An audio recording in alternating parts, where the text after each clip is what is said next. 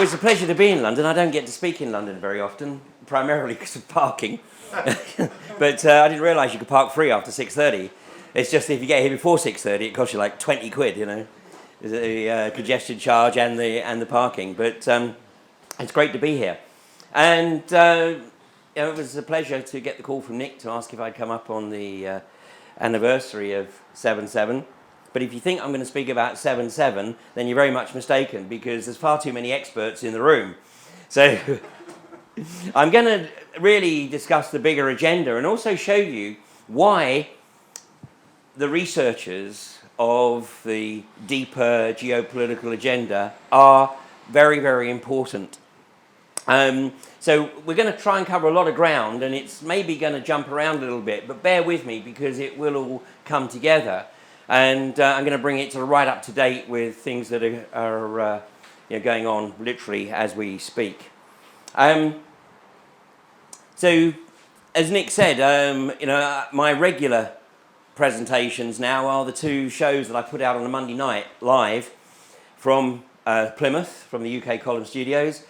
So, Humanity versus Insanity, obviously the title speaks for itself. I don't think there's anyone in the room that would disagree that we live in some pretty insane times.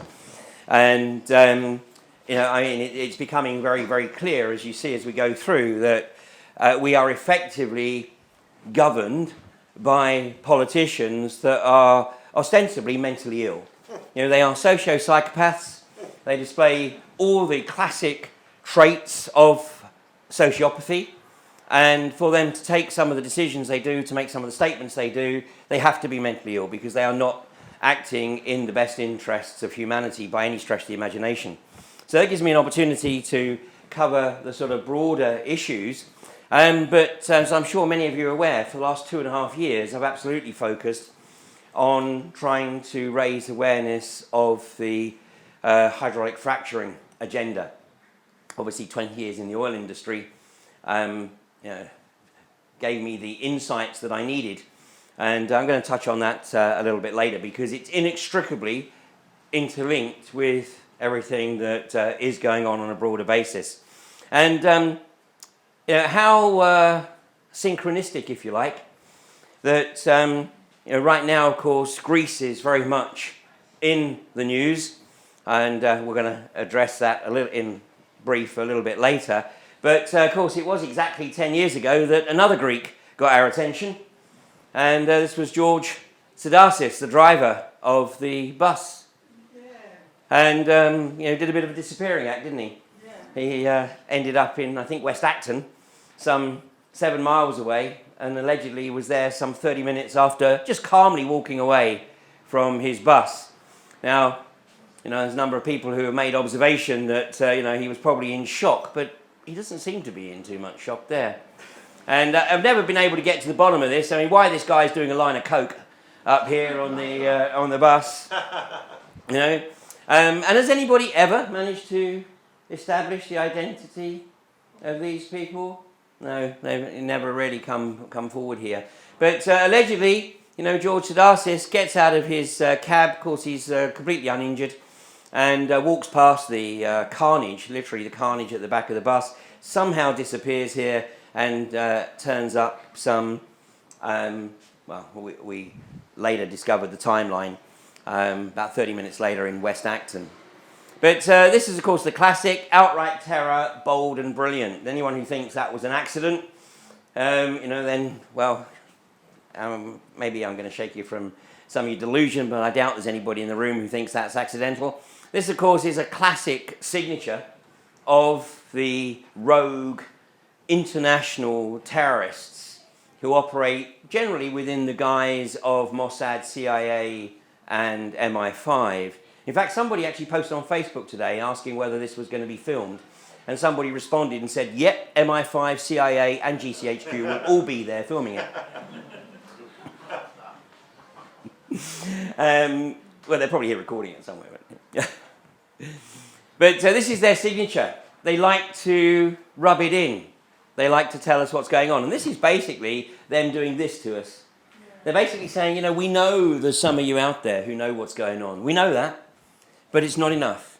It's not enough, and we can do this with absolute abandon because the gullible masses will simply believe whatever narrative we put out to them, regardless of the fact that the physical evidence does not support the alleged theory of what occurred.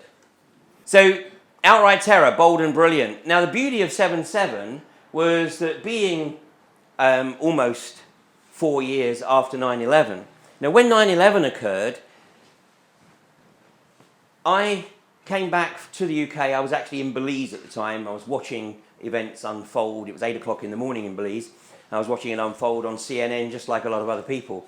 Now, synchronistically, I'd been in Central America for 6 months, and my ticket had always been booked for Saturday, September the 15th.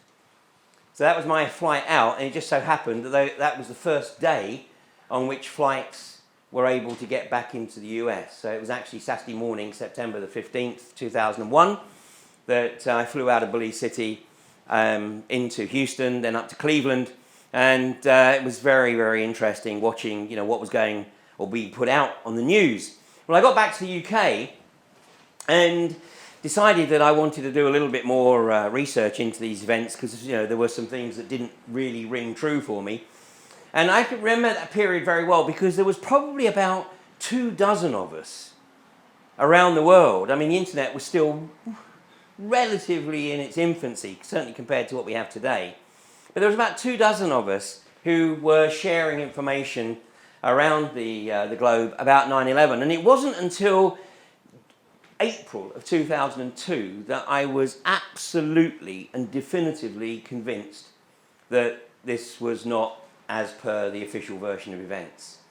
So I started accumulating more and more information, and then I gave my very first public presentation on the events of 9/11 in the UK, in Totnes actually, in January of 2003. And as Nick said, over the next couple of years or so, I was trying to get people to consider the possibility that the events of 9/11 were not as per the official story, which back then was pretty tough duty.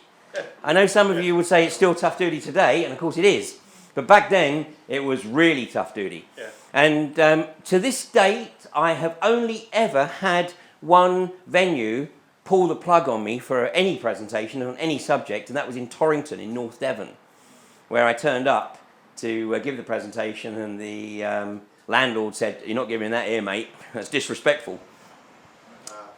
So, obviously, by July 7th, 2005, there was a burgeoning 9/11 truth movement in this country. It was still pretty much loose and networked, pretty uncoordinated, but actually that was the good thing about it back then. So by the time we got through to 7/7, obviously there was a lot of people looking at this with the proverbial fine-tooth comb. Now, I was in Devon at the time. In fact, I don't have TV, I don't listen to the radio, but my son called me from London and said, "Dad, you got to get your TV on." Well, I didn't have the TV connected, but I managed to rig it up and spent the rest of the day, of course, watching events unfold.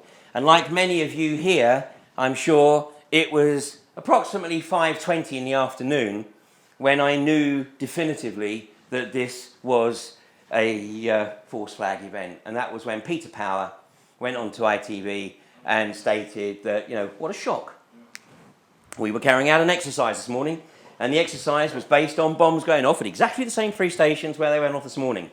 Now, I don't for 1 minute believe that Peter Power was involved in the planning or the execution of the events of 7/7. He had been set up to provide the cover, so that if anything went wrong, like if anybody got caught, then they could simply say, "Oh yeah, it was just an exercise," and of course shut it all down.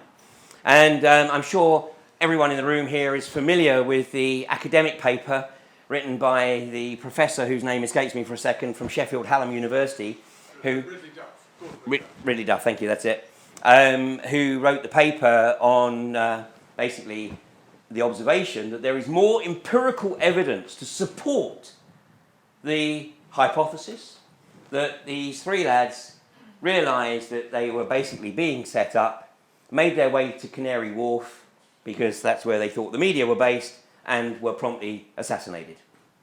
And of course, Professor Ridley Duff effectively put his career on the line for producing that paper. So bottom line is, just like 9/11 and just like 7/7, we don't know exactly what occurred. What we do know is that it didn't occur as per the official version of events. And one of the things that I think is very, very important, and I'm going to touch on this probably a couple of times as we go through, the online communities have created a psyche where unless people agree on every single facet, then they're accused of working for the opposition. You know, we have lost, through the online connectivity, the art of conversation, the art of discussion, and the fundamental integrity and intellectual maturity of agreeing to differ. So we don't have to agree on everything, because we don't know for sure. You know, if we practice epistemological integrity, which means that unless we know something definitively, it remains a hypothesis. And that's exactly what we have, a lot of hypotheses regarding what occurred. Now, there's certainly some issues that, we can say, well, basically the evidence does point to this or points to that, but we still don't really know. The only people that know are those that actually carried out these abominations. So 7/7. I think this was the moment, of course, when it really started to go relatively viral. What was 9/11 truth and very much fringe really started to have a dynamic. And over the next year or so, I got probably one of the most significant lessons in activism, because I'm not an activist per se, although there are those who would argue, like the Met Police, that I am. But I don't consider myself to be an activist per se. But where I think we've got to now is a situation where activism needs to take a different model than that which has been the tradition. And my lesson was the invitation when we had a Blackpool meeting in 2005 to take the chair of the 9/11 Truth Movement. Now, I know now I was set up for that. Absolutely set up. And I was set up because at the time I was the only person in the UK literally out on the road giving talks on a regular basis on 9/11. When I reluctantly took the chair, and I said I would only do it for a year, when I reluctantly took the chair, the next year was basically spent dealing with internal minutiae of the 9/11 Truth Movement. And I realised that I was basically set up to effectively take me out of the touring that I was doing around the country. So, great lesson. Great lesson. So once my year was up, I stayed my commitment. Once my year was up, I said, that's it. You guys are going to have to do whatever it is you want to do now with your 9/11 Truth Movement in the UK, because I'm going back to operate as an independent. And that's a philosophy that has served us very, very well, as you'll see, with the anti-fracking movement. And one of the reasons that we are so successful is because we do not have a national organisation. We do not have a leadership. Right? And I'll talk more about that in a second. This is very, very important in terms of actually getting information out to a wider audience. So now let me roll the clock forward, because obviously after the research of 9/11 and 7/7, I thought, and of course a lot of other stuff as well, I thought that I'd pretty much got the picture, got the measure of the way these socio-psychopaths operated. Now the following year, in April of 2006, I was invited to participate in a 9/11 Truth Conference in Chicago. And this was like the very first 9/11 Truth Conference organised on any kind of international basis. And everybody whose name you know was participating. But about 3 weeks before I had to leave to go over to Chicago, I had this real sense of foreboding. And then it struck me that I was speaking in Chicago on the weekend, I think it was the 3rd and the 4th of June of 2006. And I thought, these bastards are going to pull a stunt on the 6th of June 2006. The 6th of the 6th of the 6th. And I just thought, no, that's crazy. It's crazy. Put it out of your mind. But I couldn't get it out of my mind. It was, this voice was nagging away, saying, follow your intuition, follow it. Well, I did. I thought, well, okay, let me have a look and just see where the zip code of 60606 is. It's Sears Tower, Chicago. Wills Tower, as it's now called. Anyway, I thought 60606. Well, that's a bit obvious. So let me try 60666, which arguably is even more obvious. Well, that's O'Hare Airport, Chicago. And then I thought, well, maybe they're going to get real cute and go for 60018, 3 times 6. Well, when I Googled that, it was the fracking hotel that I was giving the presentation at. So this is where the conference was, the Embassy Suites, just outside O'Hare Airport, over that weekend. Well, after the presentation, or at the end of the presentation, I said, look, guys, there's a number of you here with radio shows, with TV shows. There's Alex. There was a lady called Bonnie, not Bonnie Tyler. She has a show in California called Guns and Butter. And then there was Ralph Schoenemann, who has a radio show in New York. And I said, guys, just put it out there. I said, just, float it. Because if nothing happens, no harm done. But if something does happen and we haven't put it out there, we're not going to, feel very good about it. Well, they did that. But less than 2 weeks later, I stumbled across this. This is from The Guardian, 23rd of June. 7 arrested over plot to blow up Sears Tower. 7 members of an apparent militaristic religious sect were today charged over an alleged plot to blow up Sears Tower. They were patsies. I think they were Haitians primarily. But they were patsies. I mean, it's the standard format. So the question really is, did getting the word out there, did that maybe call these guys, whoever was trying to set this up, to say, oh shit, we're blown? So on the basis that these guys had been trained, because all the plans for Sears Tower were found in their apartments in Chicago, in Miami, and 3 years later they were convicted. So they're now serving outrageous amounts of time, for being patsies, basically. And I'm going to show you a screenshot from 9 years ago, and you might recognise Annie. But that was when I had hair. So, and this is Ralph Schoenemann, the guy who has the radio show in New York. So that's an example. I mean, we don't know for sure that that was the trigger that caused them to pull the plug on it, but it's purely coincidental, perhaps, that 2 weeks later, basically the cells shut down. Now, the following year, in August, I gave a presentation at Glastonbury, at the Glastonbury Symposium, called Fool Me Once.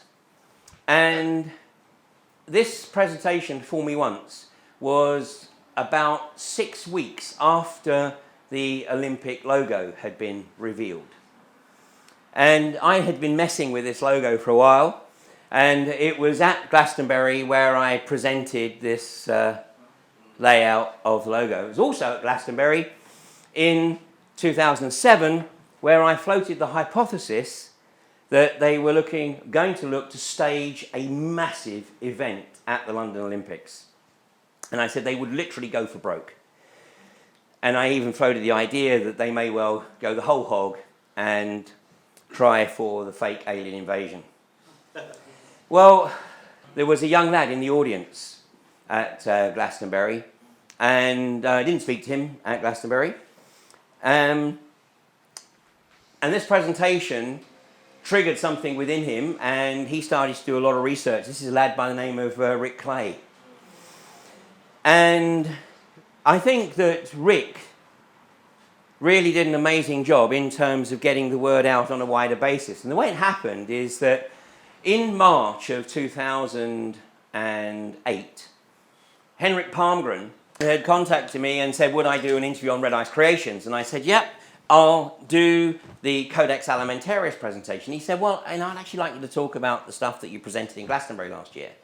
And I knew that the second hour on Red Ice was by subscription only.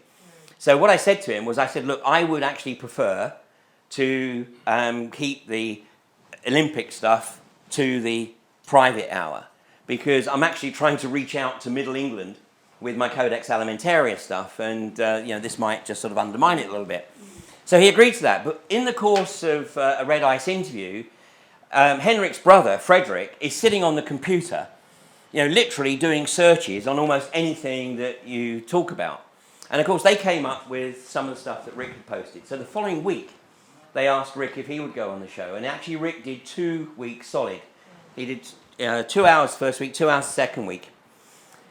Sadly, shortly after that, Rick went into psychosis, and he asked Henrik and Frederick to take down the interviews.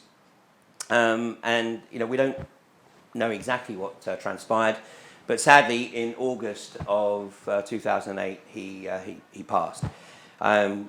It's alleged that he committed suicide. I must confess, I tell you, I don't think there is anything untoward about this. He was clearly a very disturbed lad. He was at home. He was with his family. I think that we know he had been using psychoactives, and I did a show on Edge Media on September the 11th, 2008, where I was talking specifically about using information gleaned under the influence of psychoactives and sharing it before you have a chance to literally embody it, to integrate that information.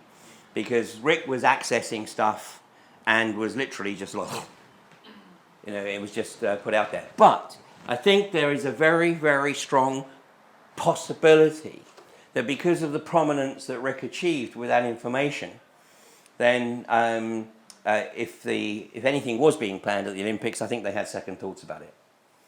Now, I never had a chance to speak with Rick, and sadly, we almost got into an email exchange, but I was a bit too late. He sent me this email, as you can see, ironically, on the 6th of the 6th, 2008, and basically, this was his email apologising for not crediting me with the original, being the original source on his research of the Olympics. Sadly, I didn't see that email for a couple of weeks. I did write back on the 17th and invited him to meet, but unfortunately, the rest, as they say, is history.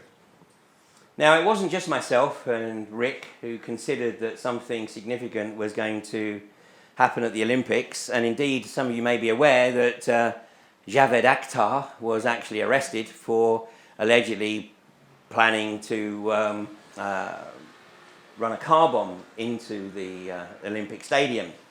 But more concerning, perhaps, was this, Michael Shrimpton. Now, as some of you will know, I represented Tony Farrell at his employment tribunal in Sheffield in September of 2011, which was a charade, a total charade. And of course, what happened with Tony was a classic. Here was a guy who'd worked in criminal intelligence analysis for a significant chunk of his career, had never had cause to question the establishment until he was asked to research the likelihood of a terror threat from the Muslim community in South Yorkshire. And as Tony went about his research, he discovered, of course, that the events of 7/7 were not as per the official version of events, and he came to the realization that it wasn't the Muslim community in South Yorkshire that anybody needed to be worried about, it was more the establishment down in London. And Tony was so shocked by this that, being a Christian, he went to talk to his local priest, vicar, whatever.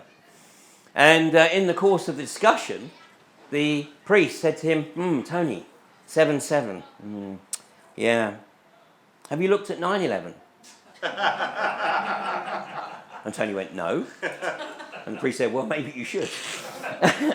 And, of course, once Tony started to apply his skills into looking at the events of 9/11, he very quickly came to the realization that neither the events of 9/11 or 7/7 were as per the official version of events.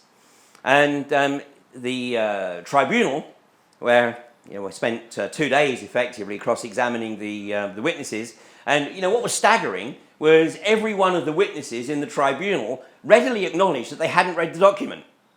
So my whole case rested on how can you actually initiate a dismissal without going through any kind of disciplinary process, and how can you actually initiate a disciplinary process without knowing what's in the document. But despite the fact that I thought that was a pretty solid argument from an employment law perspective, and the judge, when he was reading out his verdict, his decision, as far as I'm concerned, he might as well have been sitting in a complete other courtroom. I mean, it was a classic case of the decision had been written before the hearing had taken place. So, obviously, Tony lost that tribunal, and I said to Tony, you know what, I think you should appeal, but next time you need a real lawyer. You need, a real lawyer who can challenge the establishment. And he got in contact with Michael Shrimpton, and Michael Shrimpton agreed to represent Tony Farrell at his employment appeal tribunal. Now, obviously, out of interest, I went along to sit in on the tribunal, and it was exactly the same. Exactly the same. And Shrimpton, delivered a absolutely masterful presentation to the judge. And the judge was sitting there smirking.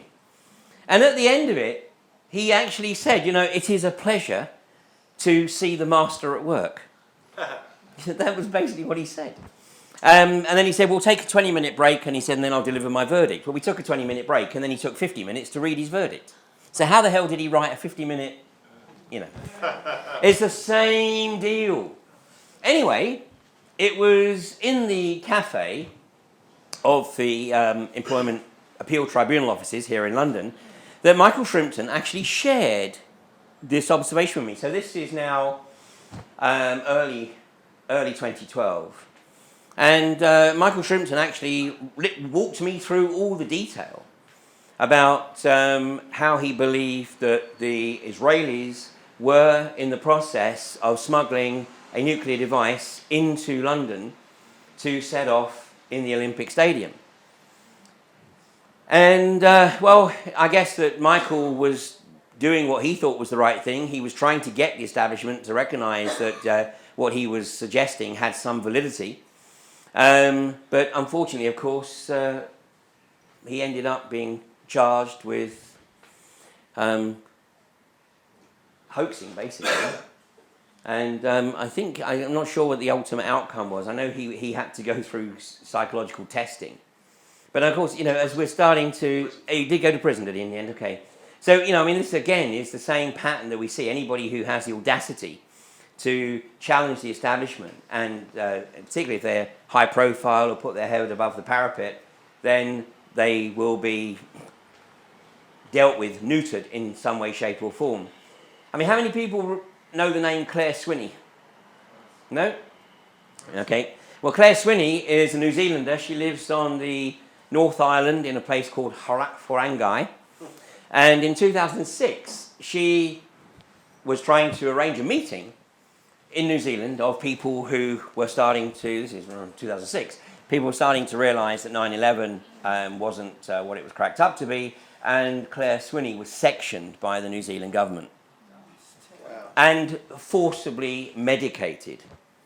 So if you search at some point for Claire Swinney and 9/11, you'll find the sorry saga of her experiences. Now, the London Olympics, of course, this is the closing ceremony, and coincidentally, I knew that the Phoenix was going to feature in the closing ceremony because I know the guy that designed and built it. And he gave me the heads up. But of course, I was absolutely sworn to secrecy because it would have been traced back to him. But he didn't know how it was going to be used in the ceremony because it was all done on the basis of a need to know principle, so that everything only came together literally in the final rehearsals.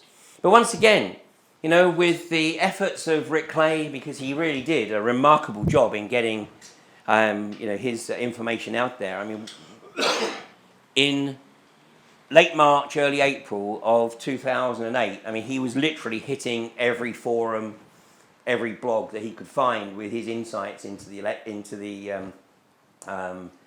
events that would possibly unfold at the Olympics closing ceremony. Well, and then Michael Shrimpton, of course, with his observations. Once again, maybe Michael Shrimpton paid a heavy price, but, I think he was probably a lot closer to the mark than the establishment really want to acknowledge. So, it's just an indication of we have to be very careful when we are putting this stuff out, but we still need to put it out. Well, let me go roll the clock back a little bit to this event, the BP Deepwater Horizon. Because I had actually been in Mozambique for the 3 weeks prior to this event, staying with my daughter, who was working as a diving instructor in Mozambique.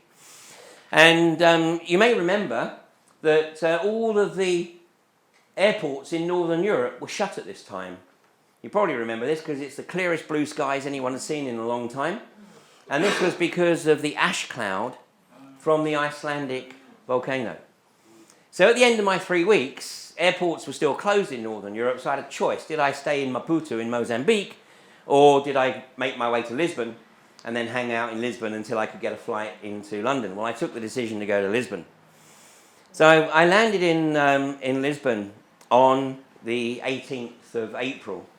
And when I went to bed that night, I was laying in bed, and all of a sudden I had that same sense of foreboding that I'd had prior to going to Chicago.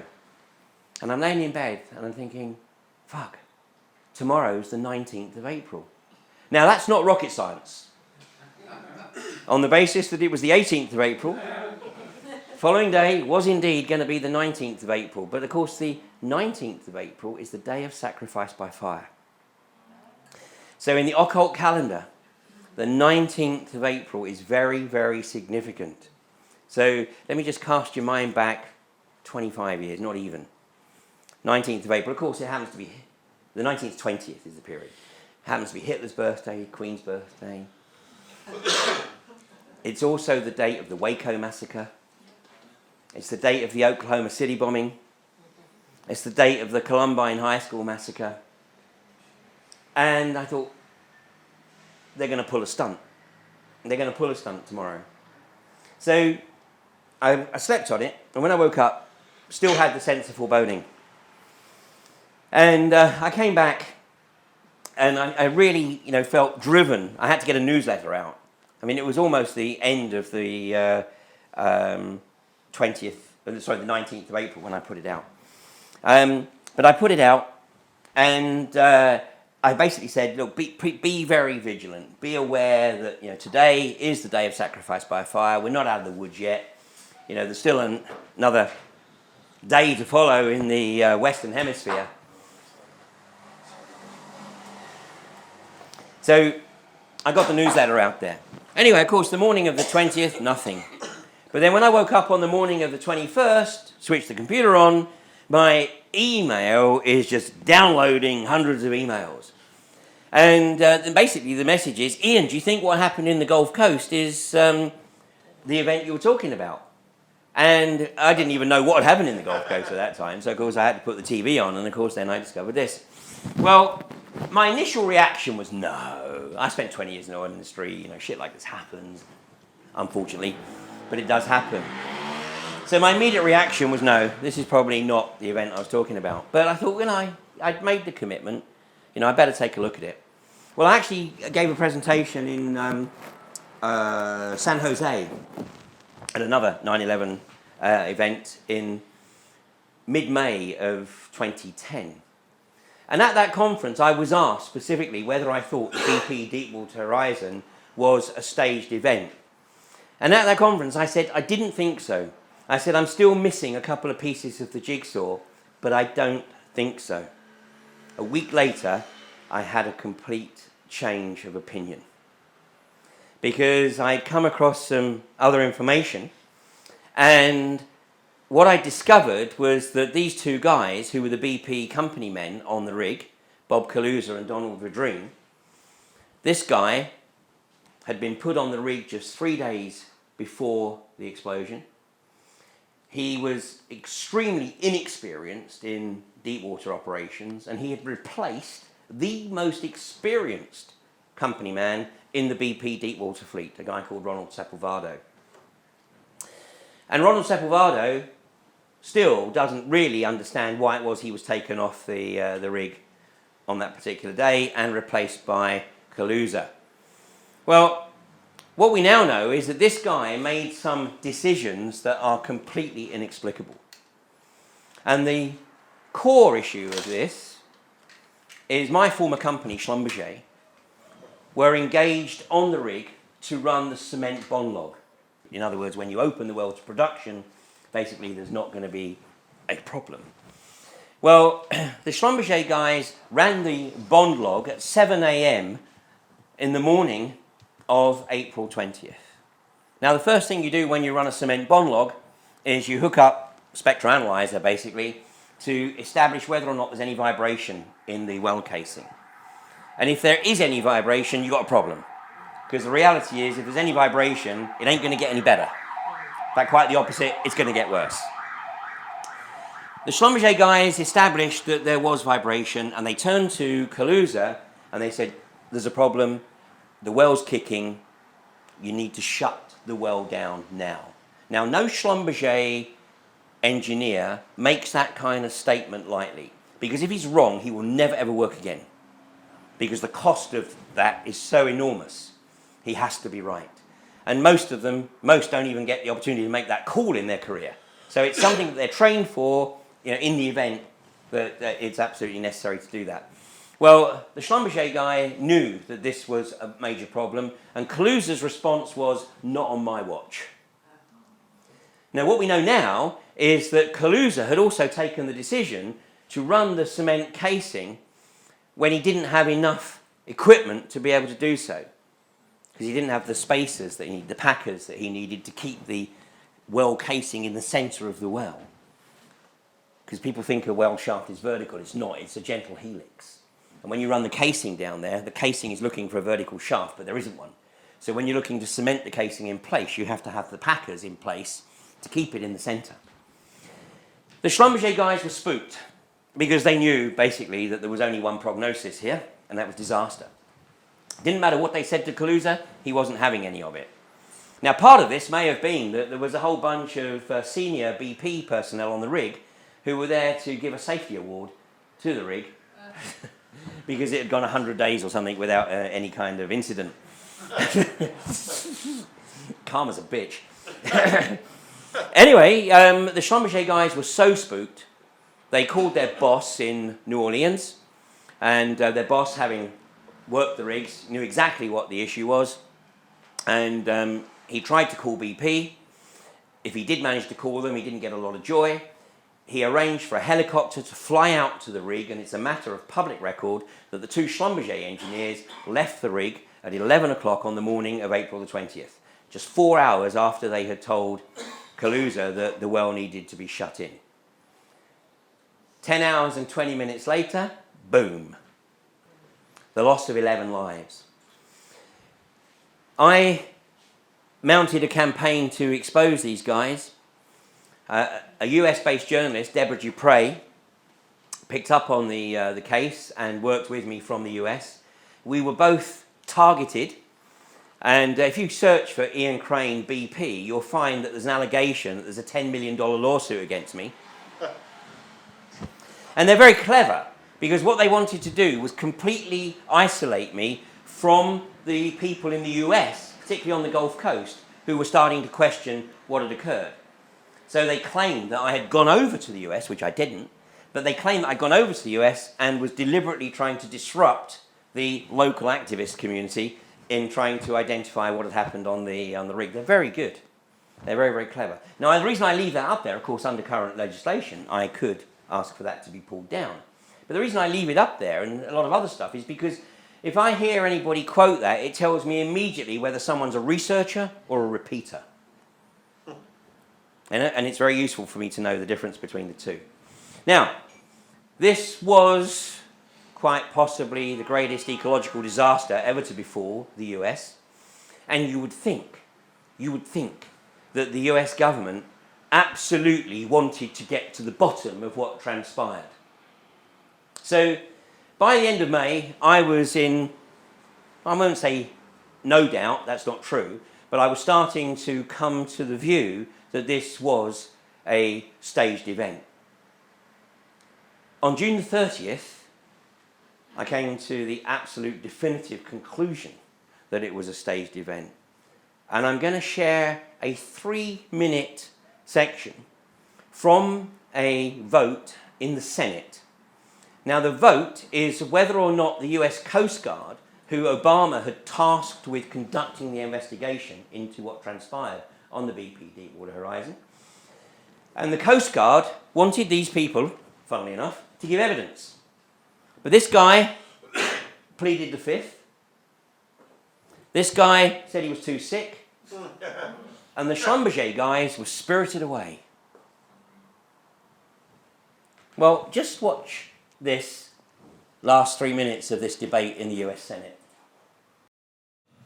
Madam President, I ask unanimous consent that the Judiciary Committee be discharged of S-3462, a bill to provide subpoena power to the National Commission on the British Petroleum Oil Spill in the Gulf of Mexico, and that the Senate then proceed to its consideration.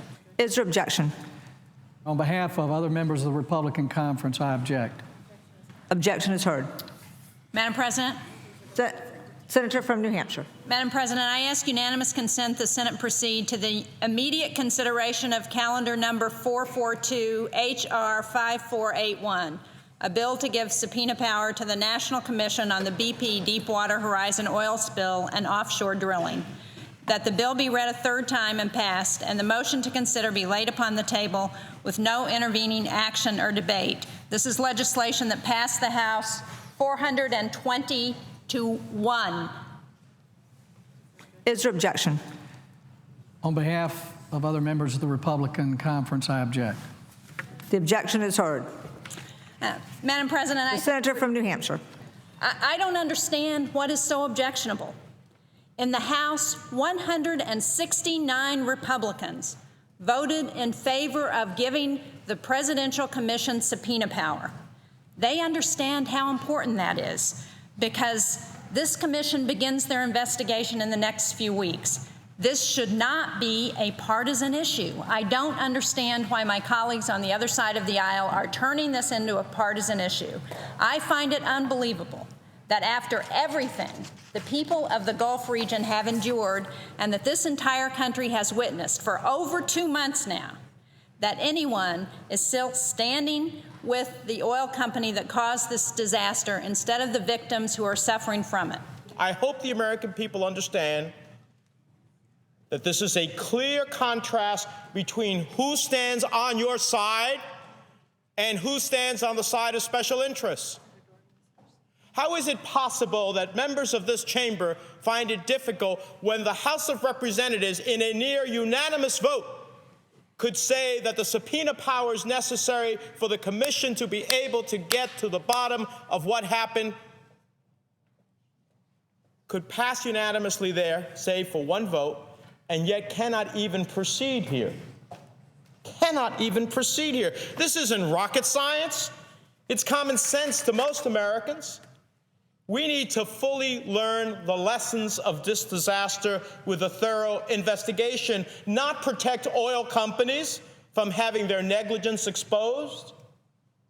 We need to get answers from BP and Transocean and Halliburton and everyone else, including the federal agencies, not give apologies to them, as I have seen Republicans suggest that we should apologize to BP for making sure that the residents of the Gulf region are held whole. We need to know the truth, and the commission needs subpoena power to get the truth. So who are you protecting? And what are we hiding here? Can you believe that? No. That is June the 30th, 2010. And interestingly, when it went through the House of Representatives, everybody voted in favour of the power of subpoena, bar one Republican. Do you know who that Republican was? Ron Paul. Ron Paul.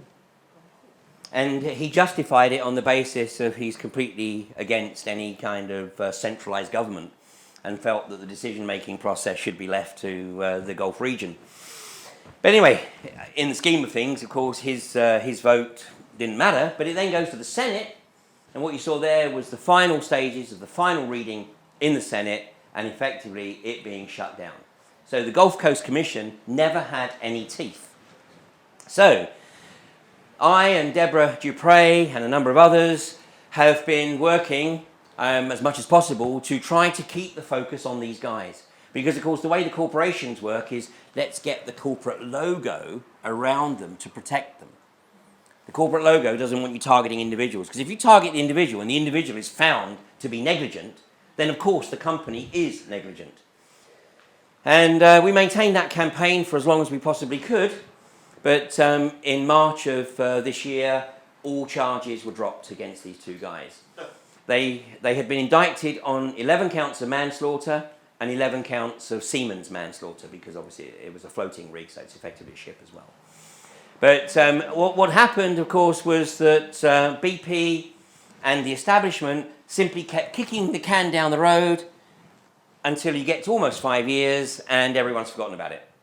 Because once the charges were dropped, there was no interest whatsoever. And once the charges were dropped against them, this was the other thing that BP was doing. BP was saying, basically, we're not going to accept any liability or settlement until such time as all charges are dropped against these guys. Because they knew that if the charges were levelled against these guys and those charges were found to be proven, then, of course, BP could not escape full responsibility for its liability. It's a very, very crazy world.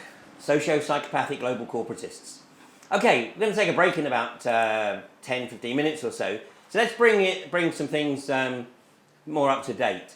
I'm sure you're going to be familiar with this presentation. I'm just going to take a very short extract from it. This was David Cameron at the UN on September the 25th of last year. The root cause of this terrorist threat is a poisonous ideology of Islamist extremism. This is nothing to do with Islam, which is a peaceful religion which inspires countless acts of generosity every day. Islamist extremism, on the other hand, believes in using the most brutal forms of terrorism to force people to accept a warped worldview and to live in a quasi-medieval state. To defeat ISIL and organizations like it, we must defeat this ideology in all its forms. As evidence emerges about the backgrounds of those convicted of terrorist offenses, it is clear that many of them were initially influenced by preachers who claim not to encourage violence, but whose worldview can be used as a justification for it. We know this worldview, the peddling of lies, that 9/11 was somehow a Jewish plot, or that the 7/7 London attacks were staged. The idea that Muslims are persecuted all over the world as a deliberate act of Western policy. The concept of an inevitable clash of civilizations. We must be clear, to defeat the ideology of extremism, we need to deal with all forms of extremism, not just violent extremism. For governments, there are some obvious ways we can do this. We must ban preachers of hate from coming to our countries. We must prescribe organizations that incite terrorism against people at home and abroad. We must work together to take down illegal online material like the recent videos of ISIL murdering hostages. And we must stop the so-called non-violent extremists from inciting hatred and intolerance in our schools, our universities, and yes, even our prisons. Of course, some will argue that this is not compatible with free speech and intellectual inquiry. But I ask you, would we sit back and allow right-wing extremists, Nazis or Ku Klux Klansmen to recruit on our university campuses? No. So we shouldn't stand by and just allow any form of non-violent extremism. So you are all, of course, classified as non-violent extremists. I mean, just to reinforce what he said there, the peddling of lies that 9/11 was a Jewish plot, or that the 7/7 London attacks were staged, the idea that Muslims are persecuted all over the world is a deliberate act of Western policy. No shit. The concept of an inevitable clash of civilizations. We must be clear, to defeat the ideology of extremism, we need to deal with all forms of extremism, not just violent extremism. They know very, very well that more and more people are starting to wake up to their lies and their deceit. Now, we tend to think that, of course, this is unique to the UK, and what's going on here is just a UK issue. But at almost exactly the same time in Australia... Madam Speaker, regrettably, for some time to come, Australians will have to endure more security than we're used to and more inconvenience than we'd like. Regrettably, for some time to come, the delicate balance between freedom and security may have to shift. There may be more restrictions on some so that there can be more protection for others. After all, Madam Speaker, the most basic freedom of all is the freedom to walk the streets unharmed and to sleep safe in our beds at night. So, Madam Speaker, creating new offences that are harder to beat on a technicality may be a small price to pay for saving lives and for maintaining the social fabric of an open, free and multicultural nation. So, by the way, Harper made pretty much the same speech in Canada. John Keyes made pretty much the same speech in New Zealand. So, this is all part of the global agenda to try and shut down any dissent whatsoever. This is how it was reported: reduction in freedom necessary to save lives from terrorism threat. And the reality is that in Australia, of course, people are going, what? What terrorism? There's a multicultural society probably today, other than the US. Well, I was invited to go out to Australia last year to give a series of talks at the Freedom Summits. In fact, Ken's going to be going out there this year, I think, aren't you? To participate in the Freedom Summits events. And, I wanted to address this issue, so I did a little bit of research in the risk that Australians face in terror threats, and this is what I came up with. So what you see is here's the threat that Australians face of terrorism. This is between 1978 and 2014. 113 allegedly. Well, Bali 1 accounts for the majority of those, and we know what Bali 1 was all about, right? Bali 1 was about getting the Australians on board for the Iraq War, the invasion of the Iraq War. And Bali 2 was to reinforce that. 11 Australians killed in 9/11. And 2 caught in crossfire because they happened to be in the wrong place at the wrong time in Ireland. So 113. But I mean, look at all the other causes of death.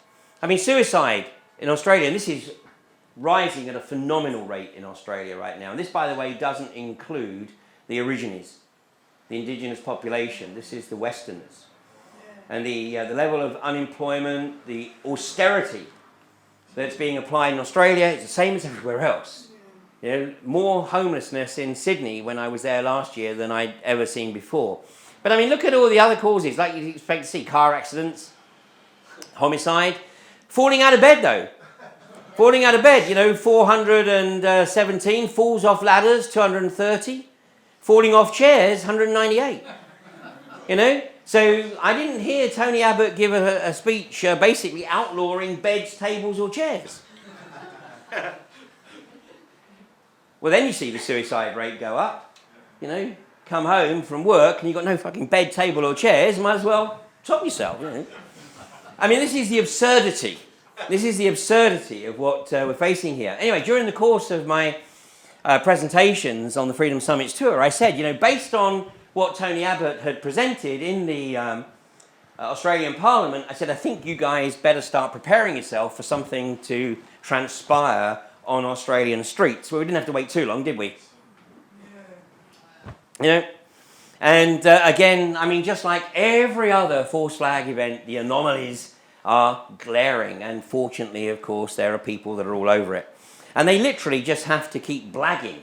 You know, they work on the basis that if you just keep saying the same lie over and over and over again and deny the absolute hard facts, you know, and we're seeing that particularly with the unconventional gas agenda, the fracking, you know, where the evidence from places like the US and Australia is absolutely irrefutable, and yet they'll say there's never been any case of contamination of the water, there's never been any case of negative health impacts. They just keep saying it over and over and over again. And you know, when I realized that we were making the breakthrough was earlier this year, Paris, right? And this is the guy who had I don't know whether that's an AK-47 or whatever, but at close range, he was shot in the head. Right. Right. And there were, in fact, I mean, there's nothing, is there? There was no mess. There's, you know, there wouldn't be much left of his head. A bit like Jean-Charles de Menzies. By the way, amazing coincidence. I ran into somebody the other day and said, oh yeah, it was my friend's brother that pulled the trigger. And I went, really? I said, so, you know, can you ask your friend's brother at what point Jean-Charles de Menzies was considered to be incapacitated? You know, 7 bullets to the head. Yeah. 1 to the shoulder and 3 missed. And they were dum-dum bullets. Incredible, wasn't it? And there was so much more that came out of that. And of course, how many of you are aware of this guy? Helrik Friedou, who allegedly committed suicide with his own firearm. And was actually starting to question the events in Paris. So every time the establishment pulls stunts like this, it actually works in our favour. Because more and more people, the seeds have been sown, and what's happening is those seeds are lying dormant. You know, we never know when that seed is going to germinate. But those seeds that have been sown over the last 14 years or so, every time something like this occurs, more of those seeds germinate. Now, you know, we're not necessarily at the critical mass yet, but we're fast approaching the point where, you know, we can really tip the balance. And what a lot of people don't realise is we don't have to be 80%. You know, when I hear people say we are the 99%, no, we're not. You know, because 96% of people don't give a shit and never will. But we are the 3%, and maybe it's going up to 4 or 5. Well, the reality is that it was only 3% of people in the US that took up arms against the might of the British Army and got that country independence. And it's actually estimated that only 8% actually wanted independence anyway. But 3% can make a massive difference. So everything that's occurring right now is actually working in our favour. And what we're seeing more and more is the establishment behaving like a wounded animal. Yeah? Anyway, more of that after the break. Thank you.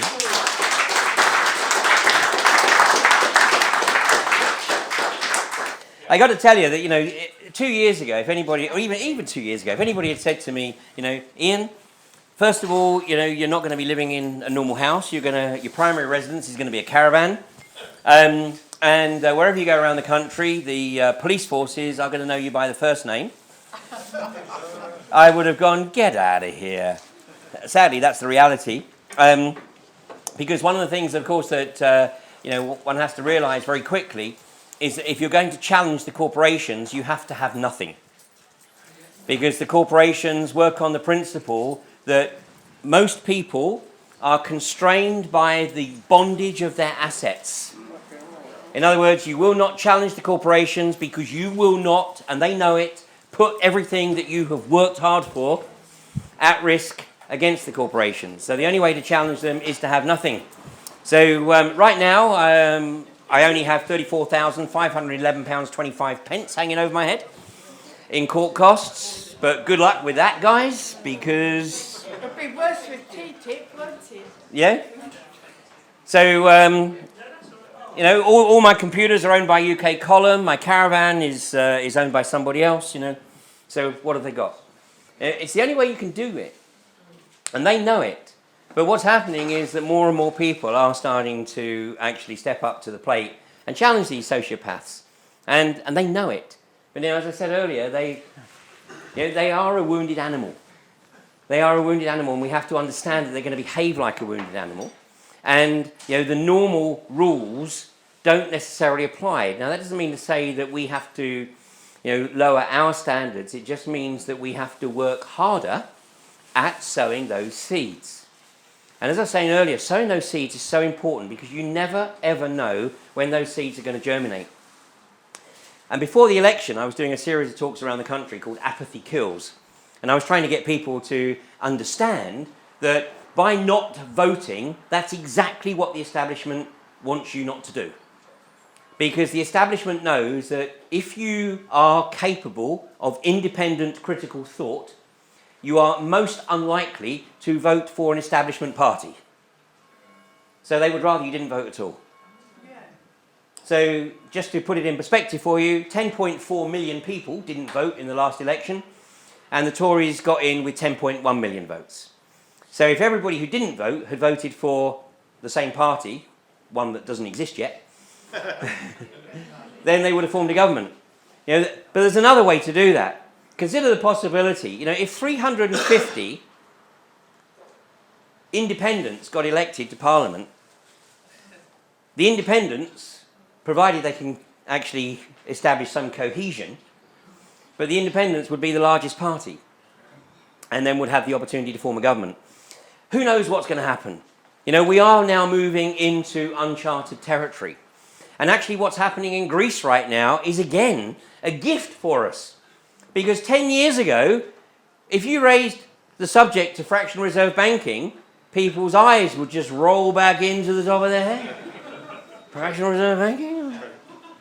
Now, the vast majority of people who are, either part of or on the fringes of the alternative community, this rapidly growing amorphous morass that has no leadership, no structure. But most of those people actually could have a sensible discussion on the bank fraud. They might not know it in nth degree detail, but if you ever want a bit of fun, when you're next in the bank, whichever bank that is, and you're at the counter and saying to them, can you punch in your number?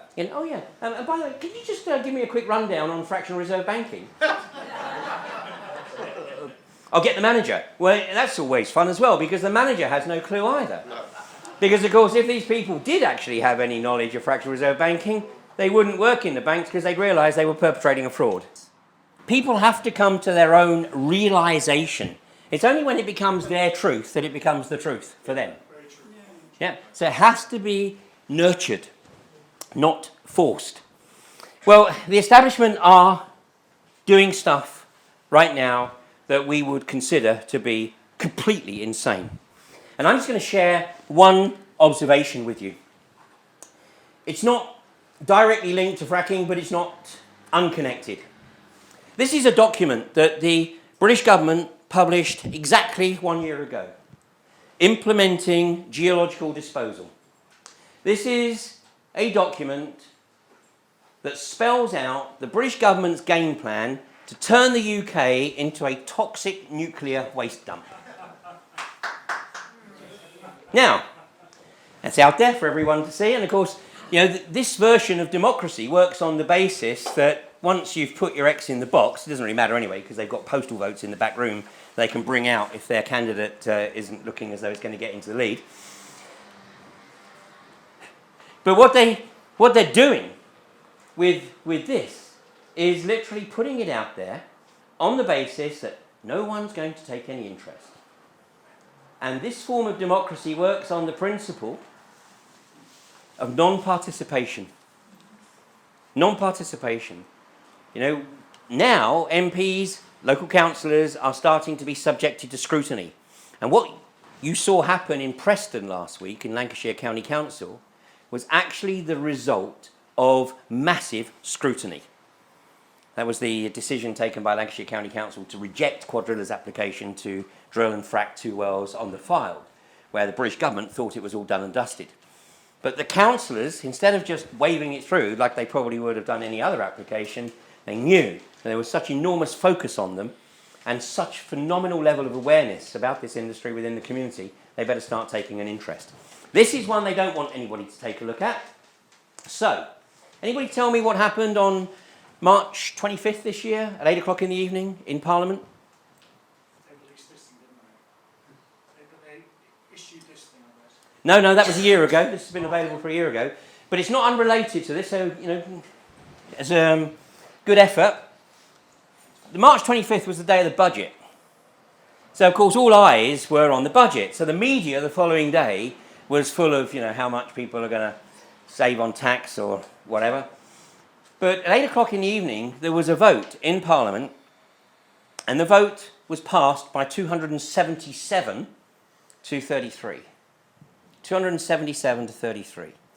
And what that vote was for was to remove all participation of local authorities in the decision-making process of where to deposit toxic nuclear waste. Toxic nuclear waste. If you don't, you can download the document, but you don't even need to read it. You can look at the pictures. Because this is the graphic that spells out the 100-year agenda to effectively bury toxic nuclear waste in this country. There's a map that shows you where the waste is right now. It's primarily naval bases, nuclear power stations, and research establishments, some military establishments. The high-level waste is primarily at Sellafield, but these are all classed as temporary bases, temporary storage facilities. Now, if you want to see what the British government is looking to try to do, it's looking to emulate Finland, which has developed a deep underground nuclear waste storage facility about 220 miles to the northwest of Helsinki. And you watch the film that's been produced on this. It's called Into Eternity. It's subtitled. It's on YouTube. And these guys are openly talking about this facility being necessary for the next 100,000 years. You know, they know what it entails.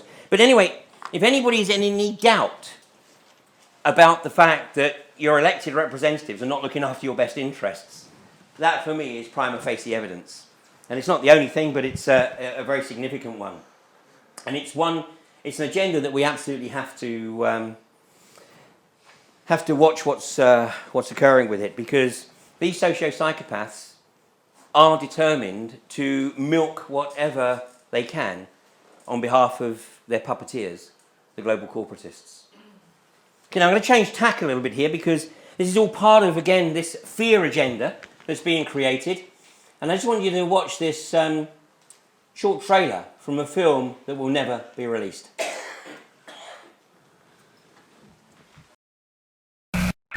Sit rep as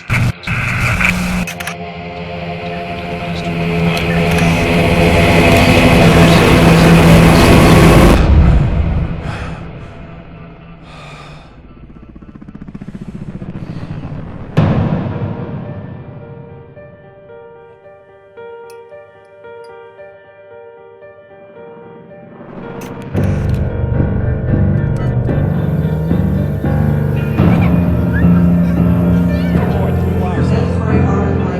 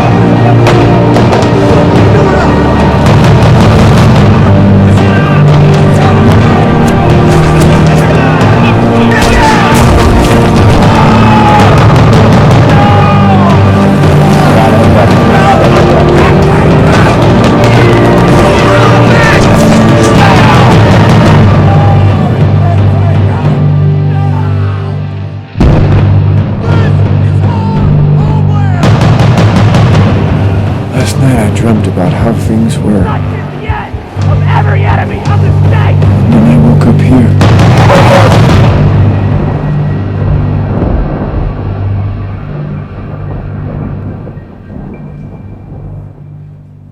This is a film that had been in the making for some time by a young film director in the US by the name of David Crowley. Now, David Crowley had no history of mental illness or depression, but allegedly in, well, it was, hello? It was reported in January that he had allegedly murdered his family and committed suicide. In fact, the family had been laying dead for a while, probably since Christmas. It wasn't until mid-January that a neighbour suddenly started to realise he hadn't seen them for a while. Called it a hunch, but I'd say that there were forces at work here that didn't want David Crowley's grey state to be released. And Patrick Henningsen, I'm sure some of you will know of Patrick Henningsen. Okay, Patrick Henningsen gave an absolutely stunning presentation at AV6 this year, having spent best part of the last 12 months out at the Bundy Ranch in Arizona. And Patrick is absolutely of the opinion that if it wasn't for the presence of the militia supporting the Bundy family, then America would probably right now be under martial law. But the militia stood up to the federal government. The federal government realised that if they actually tried to initiate an armed assault on the Bundy family, then all hell was going to kick off and probably civil war. So there was a standoff, quite a lengthy standoff, and Patrick's presentation was absolutely spellbinding. You saw in the trailer there was a scene there where the family were watching TV and then they turned and looked up at the camera, and then it panned into the room where the camera operator was watching. This was the front page of the Daily Mail in March of this year. Put CCTV in every home. Oh, it's all on the basis of helping to prevent crime, of course. Safety. Well, it's a lot closer than you think. And Scotland has been targeted to be the guinea pigs for establishing the smart city. Whenever you see the word smart, it ain't smart for you or me. This is a short promo video for the company that is behind the smart city surveillance system in Glasgow. And when we showed this in Glasgow, you could actually hear the gasps and people's jaws hitting the floor. So take a look at this.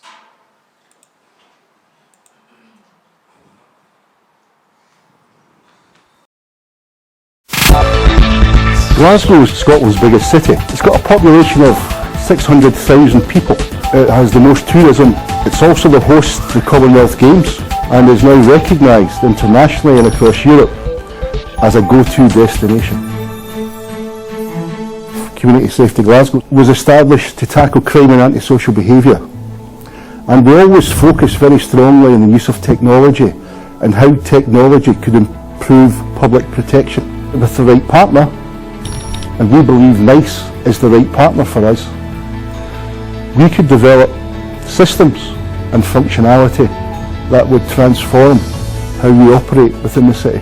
The Operations Centre allows us to bring functions together that were in separate silos, and that's currently happening. We have around 442 cameras throughout the city. We also have up to 30 redeployable or mobile cameras and a variety of mobile vehicles, all streaming live into the Operations Centre. One of the key drivers was to look at how do we embrace new technology and try and get something that's going to enable that sharing of information, sharing of various resources, assets. The new system, Situator and Nice Vision, that is installed on all the workstations. Operators can have at any point up to 32 live video streams in front of them. That's what we wanted this new technology and kit to be able to give us, is that functionality to display 10 images or 500 images. The new functions that we're going to have is ease of access to a much broader suite of cameras, communication with key partners, tracking individuals, looking at incidents, and from a traffic point of view, we certainly would be looking at how can we aid and sort of make traffic management within the City of Glasgow much more efficient. The situator coming in is enabling us to start doing that. Operators are able to pull up images a lot quicker from various sources, very seamless. You know, that's a key thing for us. It has to be seamless, and that has started, that process has started. You can never replace an operator. I think the human element will always remain, but what we can do is make the operator a lot more efficient. The new mapping systems, the new management systems that we're talking about in terms of our business processes, these are the bits that really excite us, because these are the bits that are going to take us to the next level. The NICE product's picked for a number of reasons. One, it scored the highest, but the organisation behind it as well was something that was certainly considered. We need an organisation that is stable and was going to be here for the long run. In this relationship that we have with NICE, we have found a receptive partner that we regard as equals. Technology will be the future for smart cities, to deliver better services, more effective services. When we are finished and we have reached the destination, we would become a benchmark and role model for other cities across the world.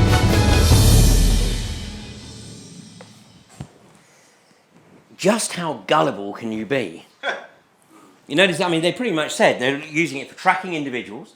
Yeah. They said they had 442 cameras, but then they said that we can pick up images from multiple sources, because there's no such thing as CCTV anymore. Everything is basically hooked into the web. So these guys pretty much have access to anything that is feeding into the web. And they said that they've got into a partnership with a partner that they can trust, a partner that they consider to be equals, and a partner that's there for the long term. Now, anyone want to hazard a guess as to which nationality this partner is? God, you guys are good. It's ICTS. So we have a common denominator, of course. You know, 9/11, you know, the Israeli security at every airport where the planes took off on 9/11. We've got the Israeli security company behind the security here on the London Underground, of course, bought in by Bob Kiley, who at the time was the highest paid civil servant in this country. He was also an alcoholic. So, you know, we know pretty well that he was controlled right from the get-go. Of course, Israeli security company in Madrid. And now looking to be... Oh, they were at Fukushima as well, by the way, but... coincidentally, they had picked up the Fukushima contract about 8 weeks before the disaster. And now they're getting into bed with this company. Now, the private company that's been set up to administer this total surveillance package is a company that is a 50-50 partnership between Police Scotland. It's a one police force in Scotland now, Police Scotland and Glasgow City Council. So, you know, this is the establishment moving to the next level. You know, this is from the very first cinematic production of 1984. And George Orwell, Eric Blair, in my opinion, wasn't writing a novel in 1984. He certainly never dreamed that it would become the best-selling sci-fi novel of the late 20th century. Well, I think he was actually writing a warning. I think he wrote two warnings. He wrote Animal Farm, which was the warning about a totalitarian left-wing state.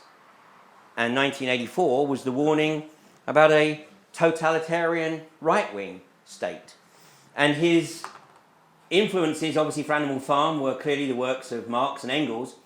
But his influence for 1984, in my opinion, was most likely this document from 1932, written by these two guys, Marion King Hubbard and Howard Scott, and it was a document called Technocracy, Inc. Technocracy, Inc. And basically, it's becoming increasingly more difficult to get this document online now. You have to really, really dig for it. When you consider it was written in 1932, in 1932, they had the total control vision, but they didn't have the technology. What they have now is the technology. And what they're in the process of doing is implementing it at a phenomenal rate of knots.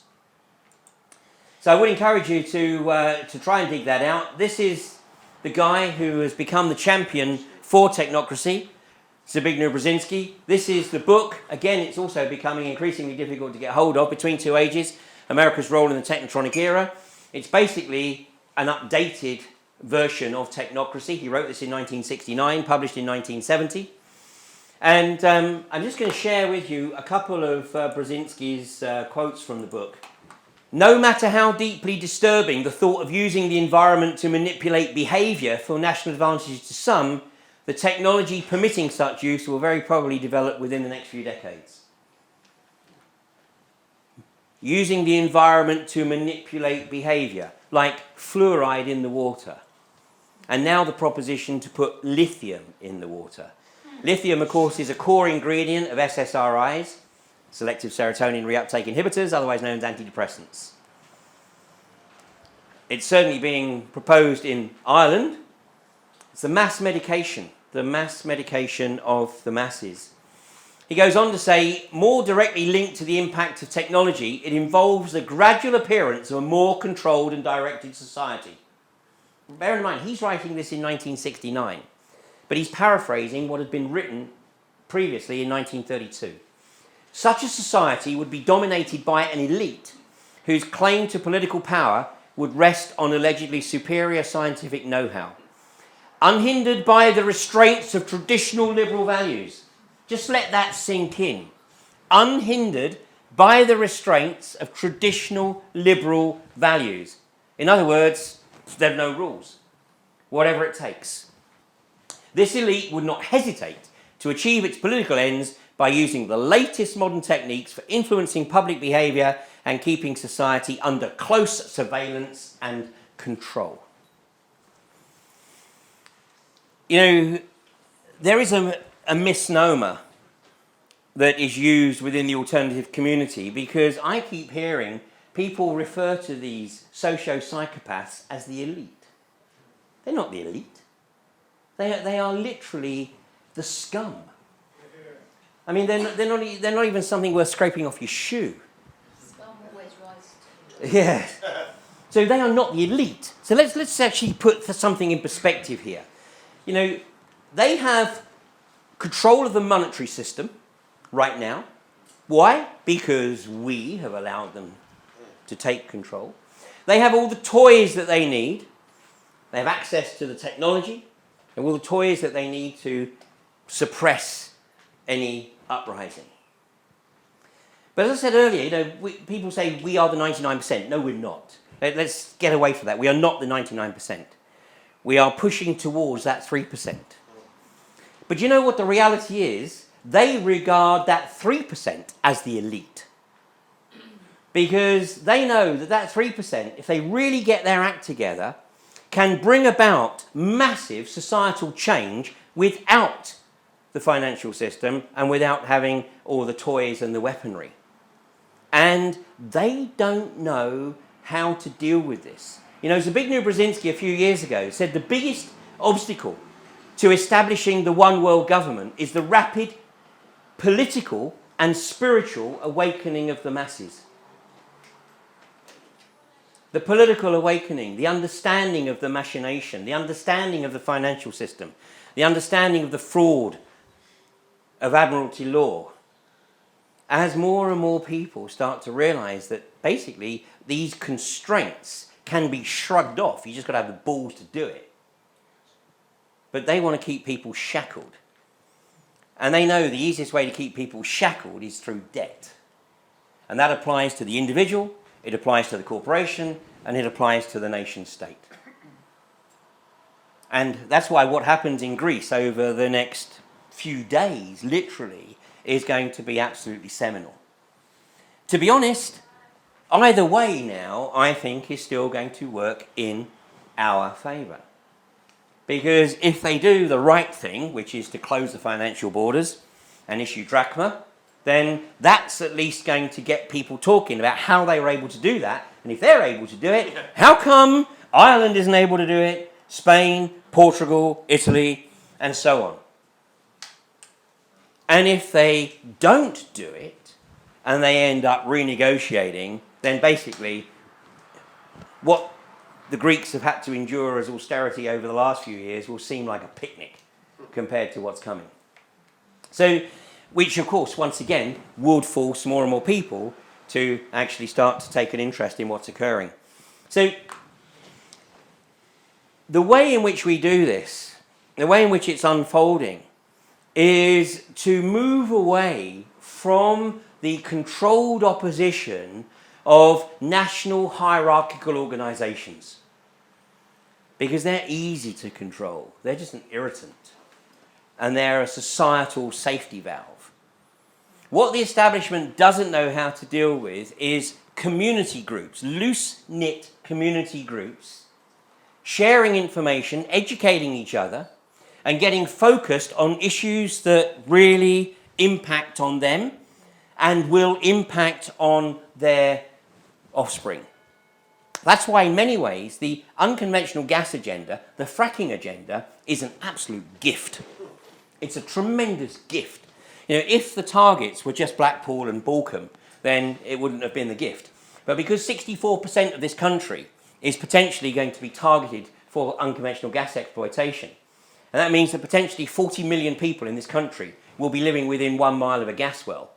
This is bringing communities together like nothing before, with the possible exception of poll tax, maybe. And what's happening as well is that communities are actually starting to talk to each other. And not just get behind the keyboard and spend all time doing this. People are actually coming out of their houses and getting together to talk about how it is they're going to challenge this insidious industry. But in talking about unconventional gas, guess what? They're starting to talk about other issues. And so people that really only came into the anti-fracking movement because they were concerned about the impact on the price of their house, and I hate to say it, but in most cases that was the prime mover. You know, when I was touring the country 2 years ago, talking about the effects, I'd be showing the effects of the contamination of water. The fact that farmers in Queensland were no longer able to farm, they couldn't grow crops, they couldn't keep livestock, loss of livelihood. The contamination of the soil, the contamination of the air, the open methane vents, causing massive respiratory problems in parts of Queensland. And people go, oh, that's terrible. Oh, that's really terrible. And then I would show the impact on their house price. They go, oh my God! I don't care what it is that motivates them. Whatever is the first trigger, and of course then they eventually see. And interestingly, though perhaps not surprisingly, 70% of the anti-fracking movement in the UK is female. Because women seem to be able to understand that if you destroy the water to the point where future generations are not going to be able to use that water, then they start to realise that actually this is a species-limiting aspect to the whole operation. The worst people to talk to are the 45 to 75-year-old male with an engineering background. Because their attitude is, well, there's no problem we can't solve. Look at British engineering. Well, we look at elsewhere in the world and they haven't managed to solve it, so what makes us think that we're going to be able to solve it here? The evidence is there for all to see. So, in fact, what's happening in the UK with the unconventional gas industry, I think, is a tremendous catalyst. And my counsel, the truth movement has served a wonderful purpose, an absolutely wonderful purpose. But the truth movement now needs to step up to the next level. And it needs to become an activist movement that goes beyond just 9/11 or 7/7 or false flags. It's got to start getting involved in communities. Because, a word that we have got to see emerge into the British vocabulary is the solutionary. Not the revolutionary, the solutionary. People that can actually bring about solutions. And when I say people, I'm really talking collective. Because that's the beauty of this. It is the collective we. The moment any leader starts to emerge, be very, very suspicious. Because the Pied Piper will be put up to lead people down dark alleys, blind rabbit holes. No, ultimately, this is about empowerment. It's about empowerment of communities. And anything that disempowers communities, we should be very suspicious about. One of the worst tools for disempowerment is the petition. I hate petitions with a vengeance. You know, when I hear people say, well, I took a petition to number 10. And what happened to it? Well, I gave it to the guy who came to the door to collect it. And what happened to it when it went through the door? Well, I have no idea. I'll tell you what happened with it. It's in the bin. It's part of the charade. You know, after petitions, next comes the one-day protest. Now, the one-day protests, I will accept they're not a total waste of time, but let's understand that the people who benefit from the one-day protest are the transport companies, thanks to all the increased travel of people coming into London or wherever else. It's the food and drinks vendors in the city for all the extra business, and the police for the overtime and the riot training. And then everybody buggers off. So people get back on the train, they've had a nice day out, they've done a nice bit of networking, but in the scheme of things, it's completely meaningless. Petitions and protests are social safety valves. Nobody gives a damn. Unless, I mean, how many people were in London for the austerity march? 250,000? Okay, 100,000. Yeah? All right, okay, so something in excess of 100,000 people. But, you know, if we had 100,000 people who came with tents and basically took the decision to camp in the London parks until such time as there was change, you know, and then more people came to join them, then we might certainly see some impact. You know, and that's what's happening with the fracking camps. You know, it starts out with a few people, and then the locals start to take a bit of an interest once they realise that the camp is there to work with the community, not cause problems, to work with the community. And then when the local community gets to the point where they've got the critical mass, the people from the camp can just go home or go to another place and camp. Because it's about empowering the community, getting the community to take responsibility for bringing about the changes that they know they need to see. You know, and austerity in the south doesn't really exist. But get up to Blackburn, get up to Accrington, get up to Burnley, and you see the squalor that people are being forced to live in because their benefits are being sanctioned. Because formerly Atos, now Maximus, are incentivised. Part of their revenue comes from how much they're able to keep back from giving people in terms of benefits that they're entitled to. The most outrageous case was a girl in Burnley, mother of 2 teenage children. She had her benefits sanctioned. So she had no benefits, had no money coming in for nearly 3 months. And then she gets a letter through the door summoning her to court for benefit fraud. So she goes down to the job centre, the benefits office, and says, what's this? How come I can be charged with benefit fraud, accused of benefit fraud, when I'm not getting any benefits? I've been sanctioned for 3 months. And their response was, yeah, but you're still alive. So you must have an income that you're not declaring. And if you're not declaring your income, then it's fraud. Well, she goes to court, along with a lot of other people who got similar letters, and the judge did the right thing, threw it all out, and ruled that, this was then Atos before Maximus took over, same thing basically, and the judge ruled that Atos should reimburse all of the benefits that had been withheld. And Atos basically said, good luck with that! This is what we're up against. But, you know, is this acceptable? Not to me.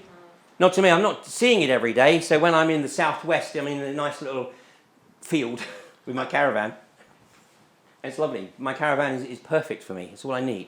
As long as I've got Wi-Fi hookup, got power, got water, that's all I need. But, you know, get back into some of these areas where, you know, the unemployment, particularly amongst the youth, is 30-35%. Why is it this way? Because we are allowing it to be this way. So, you know, it doesn't matter what you get involved with, but get involved with something. Now, I have a much bigger audience today than I did 7 years ago. And the reason I have a bigger audience today is because I've been addressing something that's mainstream fracking. It's bringing people from right across the social and the political spectrum together because it's a common issue. So when I'm talking about fracking, obviously I only talk about fracking and I don't go anywhere near most of the stuff that we've talked about tonight. But guess what? When I start to work with communities at their request, it doesn't take too long for people who have gone online, looked at some of my stuff and say, Ian, I see that you've been giving some talks on this, or you made a DVD on that, and I'm trying to understand it, and you sow the seeds. And I always work on the basis that, just sow the seed and then walk away and leave it to germinate. And I actually measure the impact that I'm having. And this may seem a little strange, but I measure the impact that I'm having by how few emails and phone calls I get. Because the whole purpose of what I'm trying to do is to empower the community. And if they're not calling me, it means they're taking responsibility. And this is what we've got to encourage. We've got a long way to go, but scrutiny of our elected officials is absolutely key to this. Now, whether you voted for your MP or your local councillor doesn't really matter. Now that they're in office, they're your MP or they're your councillor. And you have an opportunity to participate in the process. You might think that by getting involved, you're not going to make much difference. But if you and a significant chunk, like 3 or 4% of your community are doing the same thing, believe me, you'll start to have an impact. Because that's exactly what has happened in Lancashire last week. And it literally was 3 or 4% of the community, but it was 3 or 4% of the community that were extremely well educated, extremely well informed, so much so that the local councillors couldn't ignore the information and the evidence that they were presenting, versus the government saying, just take our word for it, it's safe. Does this make sense? So we've evolved, we've come a long way since 9/11.